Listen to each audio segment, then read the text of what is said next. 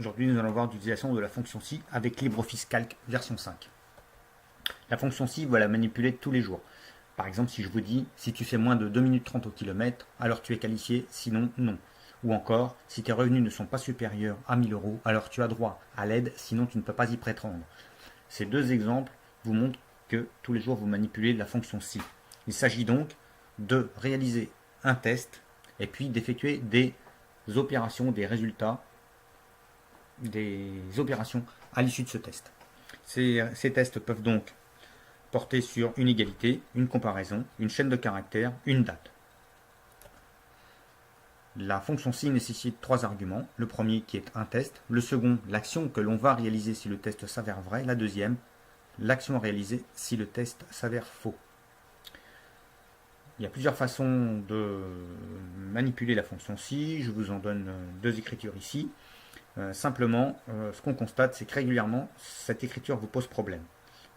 Alors, nous allons essayer de l'aborder sous un angle un petit peu différent. On l'a dit, la fonction si nécessite trois arguments. Le test, l'action à réaliser, si le test est vrai, l'action à réaliser, si le test est faux. Alors, ne vous acharnez pas à vouloir m'écrire dans les formules le alors et le sinon, puisqu'en fait, ils sont symbolisés par, par le premier et le deuxième point-virgule. Vous pouvez également trouver une représentation de la fonction si sous forme de logigramme avec le test présenté dans un losange, l'action à réaliser sur la droite, donc le alors, et le sinon vers le bas qui correspond au non, l'action n'est pas réalisée. Je répète une nouvelle fois, il ne faut pas écrire le sinon et le alors dans la formule, sauf si c'est explicitement demandé entre guillemets, mais elle n'est pas nécessaire au bon fonctionnement de la formule. Je vous propose donc de mettre en œuvre tout de suite cette formule. Nous allons mettre en œuvre maintenant le test suivant. Nous allons évaluer le risque d'évolution de la maladie sur nos parcelles en fonction des critères suivants. D'abord, nous allons tester si l'évolution de l'humidité de l'air sera stable ou en augmentation. Ensuite, nous allons voir et vérifier si la température est supérieure ou égale à 24 degrés. Et puis, nous allons vérifier si dans la colonne attaque sévère, ici, nous avons des parcelles à surveiller. Si toutes ces conditions sont réunies, nous allons écrire défavorable. Et si toutes ces conditions ne sont pas remplies, nous écrirons favorable. Ce qui revient à dire que tous ces critères de test réunis font que la situation de nos parcelles sont défavorables et il faudra envisager une action afin d'éradiquer la maladie. Et sinon, on peut espérer qu'en fonction de l'amélioration du temps ou de la température, etc., l'attaque diminue. Je rappelle que ce ne sont que des données fictives et des situations complètement fictives. Elles ne correspondent à aucune réalité objective. Maintenant, nous allons saisir notre formule. Je commence donc par taper un égal, puisque c'est une formule. Ensuite, je sais que j'ai un et à mettre en œuvre et un ou.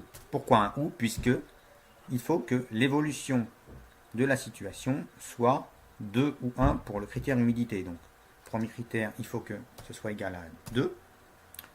Point virgule, je suis toujours dans le ou, que F2 soit égal à 1. Ensuite, je continue mon et, j'ai une autre condition, la condition sur la température ici. Donc, la température, je la trouve ici, donc je vérifie si elle est supérieure ou égale à 24 degrés. Voilà qui est fait.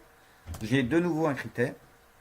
Il faut que je me concentre uniquement sur cette donnée-là et vérifier que E2 est égal à surveiller. Je vous rappelle qu'il faut l'orthographier exactement comme dans la colonne, sinon ça ne fonctionnera pas du tout.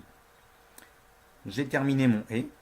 J'attaque maintenant la première action à réaliser lorsque toutes ces conditions sont remplies. Et bien, qu'est-ce que je dis? Je dis que je dois écrire défavorable dans cette situation. Donc, entre guillemets, j'écris défavorable. Et sinon, qu'est-ce que je dois faire? Eh bien, je dis que je dois écrire favorable. La première situation est défavorable. Voyons ce qu'il en est des autres. Alors voilà. Sur la première situation, pourquoi est-ce que j'ai défavorable? Eh bien, j'ai une situation d'évolution d'humidité qui est à 2. J'ai une température qui est supérieure ou égale à 24. Et c'est une colonne à surveiller. Je remplis bien tous les critères, ce qui m'indique que je suis dans une condition d'évolution défavorable. Vous avez ici deux exemples d'utilisation de la fonction si. J'espère que ceci vous aidera à comprendre le fonctionnement de cette fonction-ci.